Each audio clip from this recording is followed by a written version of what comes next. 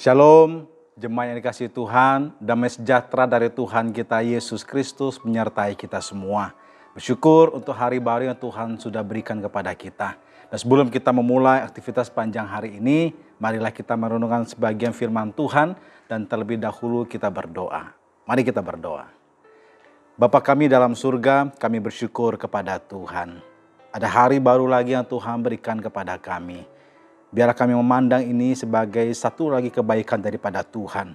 Hari yang baru masih bisa membuka mata, masih bisa berjalan, bahkan ada banyak hal rencana yang akan kami lakukan. Terima kasih untuk kesempatan ini ya Tuhan.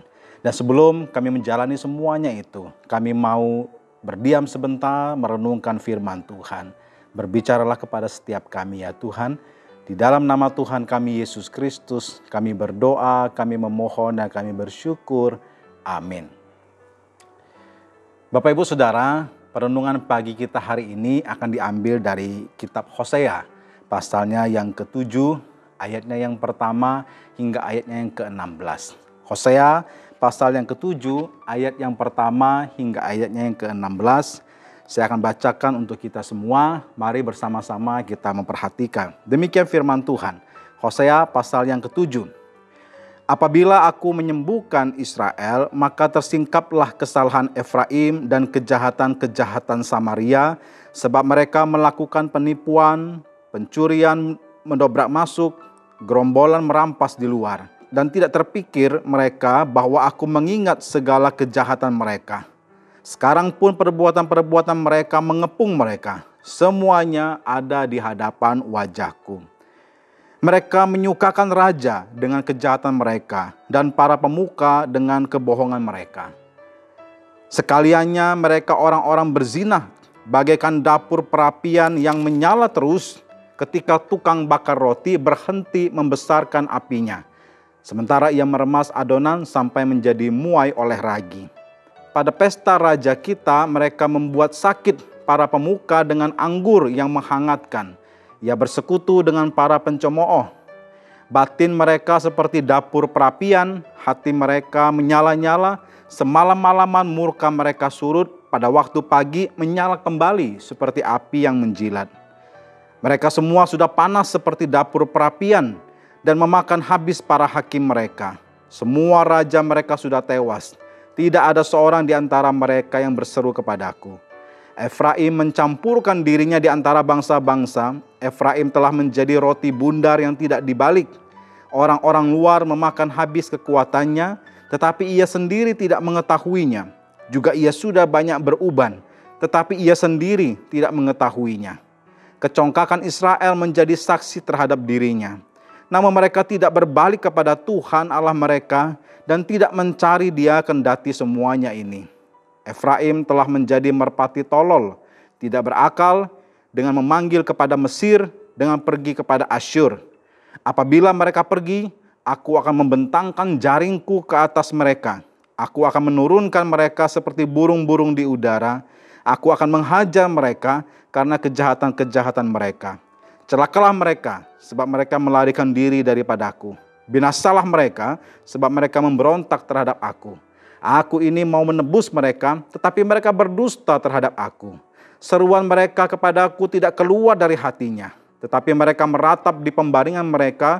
Mereka menoreh-noreh diri karena gandum dan anggur, dan mereka berontak terhadap aku. Sekalipun aku telah melatih dan menguatkan lengan-lengan mereka, namun mereka merancang kejahatan terhadap aku.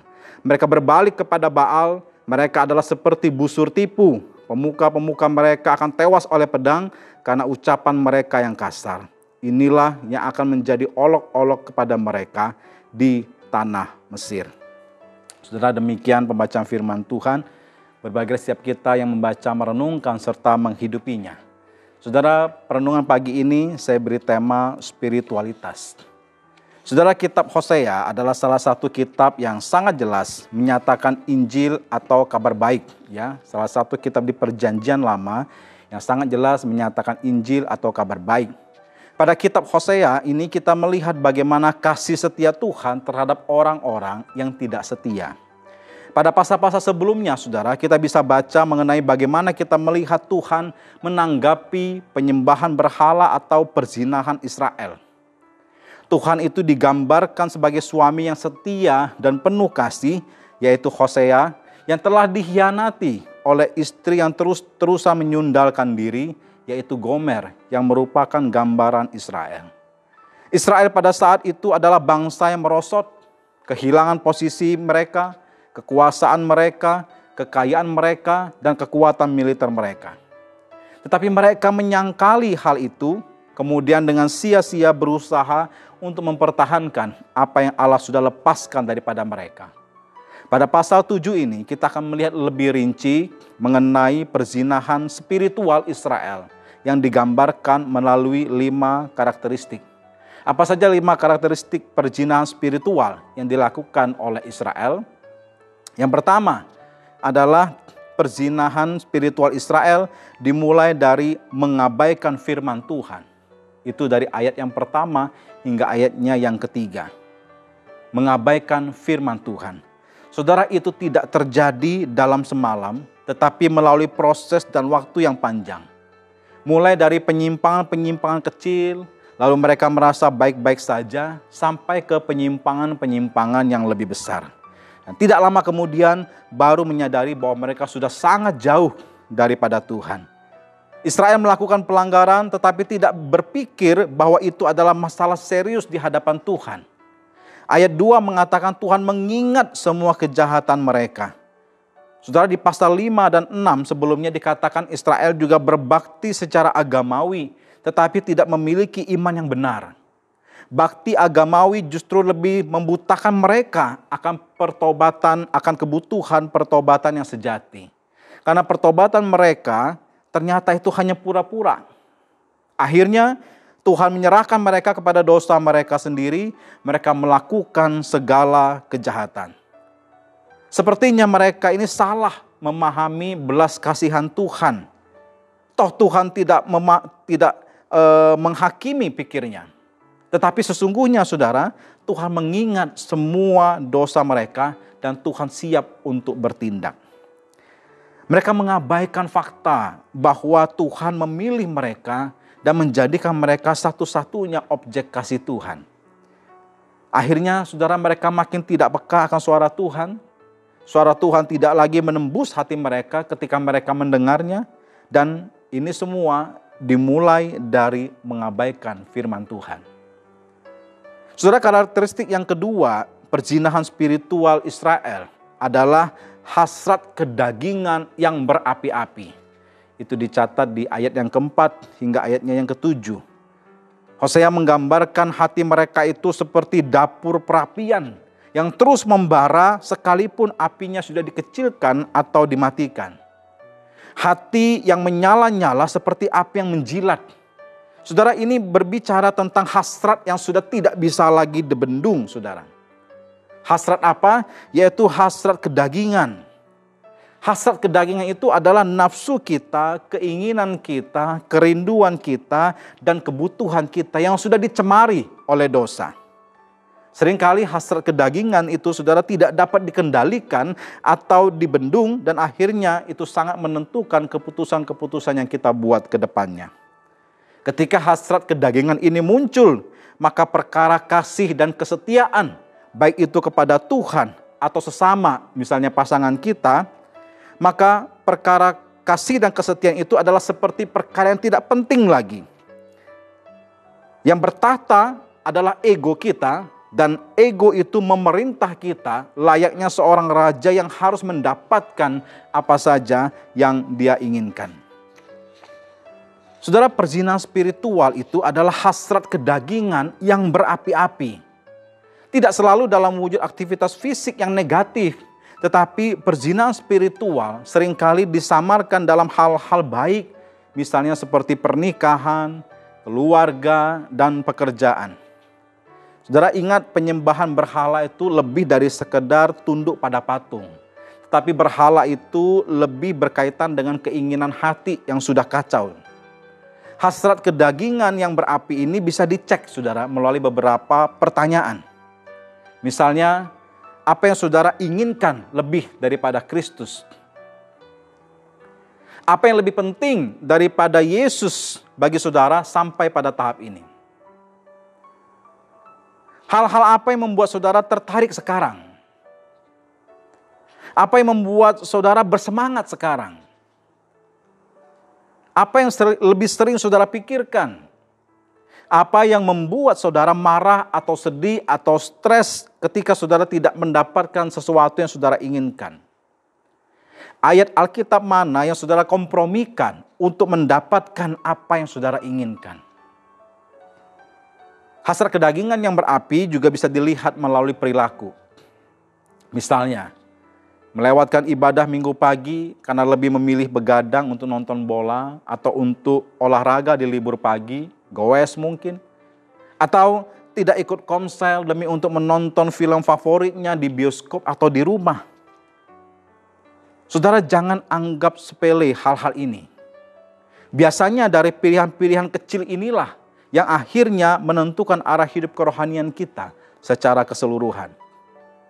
Bukan dari pilihan besar. Misalnya memutuskan pindah agama. Nggak mungkin saudara, karena itu berarti secara sadar kita mau meninggalkan Tuhan. Itu tidak mungkin kita lakukan. Tetapi melalui pilihan-pilihan yang kecil. Yang penting masih Kristen, tetapi hati kita makin lama makin jauh daripada Tuhan. Melalui pilihan-pilihan kecil yang kita buat. Itulah sebabnya mengapa kita diperintahkan untuk berperang melawan keinginan daging supaya tidak terjadi perzinahan spiritual.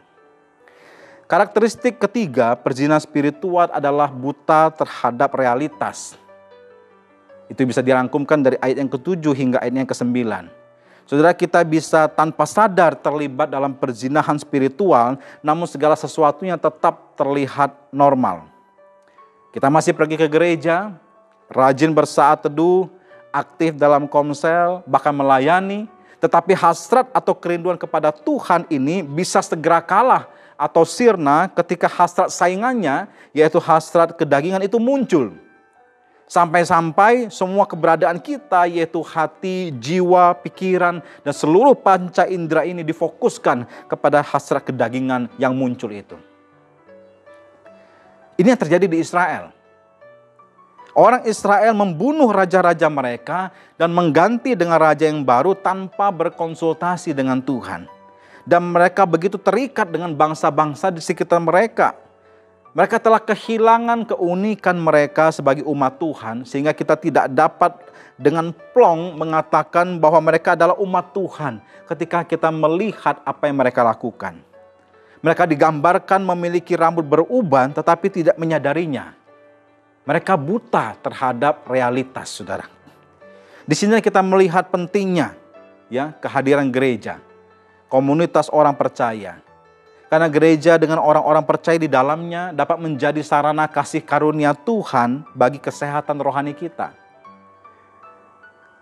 Orang lain atau orang di luar kita pada umumnya dapat melihat dosa kita lebih baik dari yang kita bisa. Karena sekali lagi kita bisa buta terhadap realitas. Kita bisa merasa semua normal atau baik-baik saja padahal sebetulnya tidak. Maka itu saudara, kita butuh bantuan dari saudara seiman, dari komunitas seiman. Orang yang bisa melihat kita dari luar dan berani mengingatkan kita.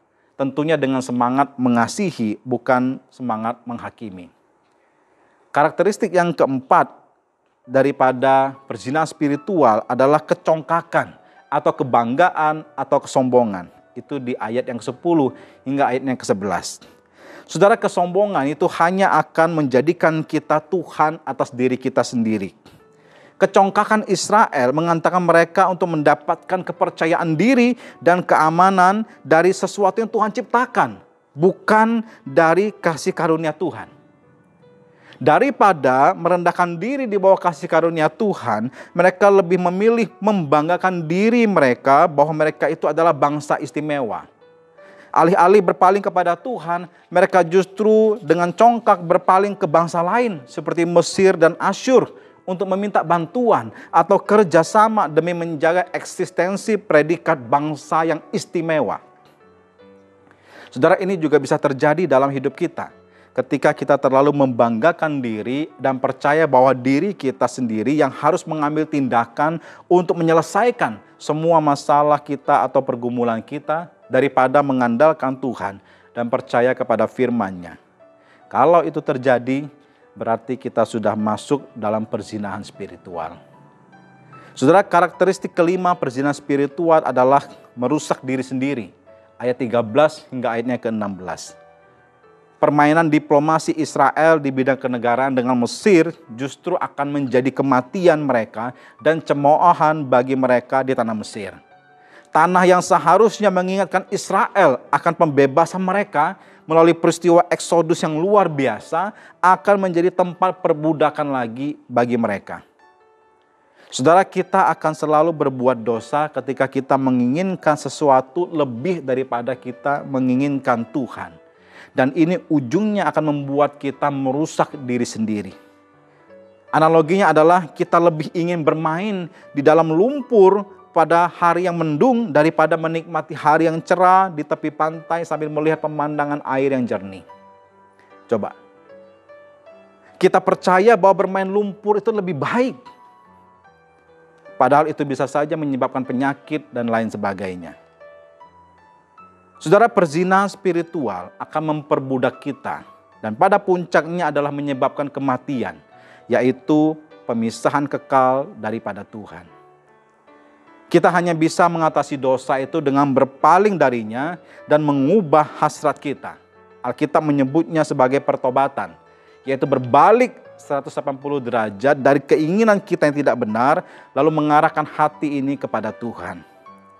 Ini berarti saudara, kita memerangi dosa, tapi bukan dengan kekuatan kita sendiri, melainkan melalui karya Kristus yang sudah selesai di atas kayu salib dan juga dengan pertolongan Roh Kudus yang sampai hari ini masih menyertai kita. Jangan pernah putus asa saudara dengan berbagai macam tantangan atau kegagalan dalam proses mengalahkan dan melawan godaan dosa. Karena Tuhan yang menyertai kita itu lebih berkomitmen di dalam proses ini daripada kita. Dia serius dalam hal membereskan perkara dosa kita. Dan buktinya kita sudah bisa lihat melalui salibnya. Tuhan sudah memanggil dan menentukan kita untuk menjadi serupa dengan gambaran anaknya Yesus Kristus. Saudaraku, belajarlah dari 5 karakteristik perzinahan spiritual Israel ini. Tuhan memberkati kita semua. Selamat beraktivitas, Tuhan memberkati.